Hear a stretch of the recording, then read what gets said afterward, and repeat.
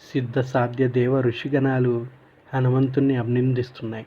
ఆ సమయంలో ఆయన్ని పరీక్షించాలనిపించి దేవేంద్రుడు నాగమాత సురసిని పిలిచి ఈ హనుమంతుడు సాహస పరాక్రమం ఏమిటో తెలుసుకోవాలి, దానికి తోడు ఆయన శక్తి పరీక్షించాలి అనగా ఆమె భయంకరమైన రాక్షసాకారంలో బయలుదేరి హనుమంతుడిని అడ్డుకుంది.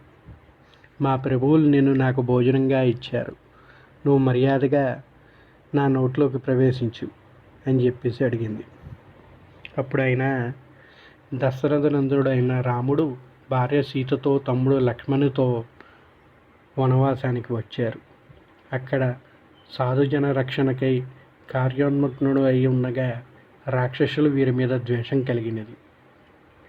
వారు ప్రభు అయిన రావణుడు దొంగచాటుగా సీతని అపహరించుకుపోయాడు. ఇప్పుడు నేను సీతాన్వేషణకై బయలుదేరాను.